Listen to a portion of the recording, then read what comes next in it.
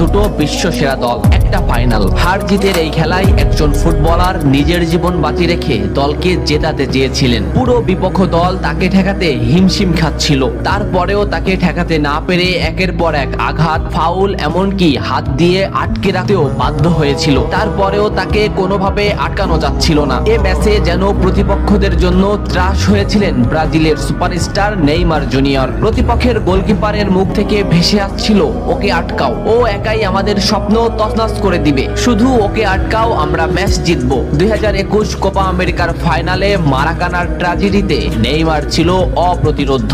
স্মৃতির পালে হাওয়া দিয়ে চলুন দেখি এ ম্যাচে নেইমার প্রতিপক্ষদের জন্য কতটা দুর্বিষহ ছিল। এক অসাধারণ স্কিল দিয়ে ম্যাচটা শুরু করেন নেইমার। লো সেলসোর মাথার উপর দিয়ে এক অসাধারণ ড্রাবলে বল নিয়ে নেইমার বিপক্ষ দলকে বুঝিয়ে দিলেন যে এই ম্যাচটি হবে নেইমারময়। এই মোমেন্টটা লক্ষ্য করুন, মাঝ মাঠে বল, ক্যাসিমিরো নেইমারকে বল দিল। এই মোমেন্টে পিছন থেকে দি বল, সামনে থেকে আর্জেন্টিনার আরেকটি খেলোয়াড় সরাসরি নেইমারের পায়ে ট্যাকেল করলো। এভাবেই চলতে থাকে ম্যাচ। ম্যাচের 12 মিনিটে নেইমারের উপর যে আক্রমণ চলছে তার কিছুটা প্রমাণ মেলে। প্রতিপক্ষের খেলোয়াড়রা নেইমারের প্যান্টি ছিঁড়ে ফেলে, নেইমার সেটা রেফারিকে দেখায়। ম্যাচের 15 মিনিটে আবারও নেইমার বল নিয়ে সামনে আগাচ্ছে, কিন্তু আর্জেন্টিনার একটি খেলোয়াড় তাকে সরাসরি পায়ে ট্যাকেল করে, মাটিতে গড়িয়ে পড়েন তিনি। এত কিছু করেও নেইমারকে তারা আটকাতে পারছিল না। ম্যাচের এই মোমেন্টটা লক্ষ্য করুন, লেফট সাইড থেকে বল টেনে নিচ্ছে নেইমার। এই মোমেন্টে নেইমারকে ঘিরে আসছে প্রতিপক্ষের 4টি খেলোয়াড়। দুটি খেলোয়াড় সরাসরি নেইমারকে পায়ে ট্যাকেল দিলেন,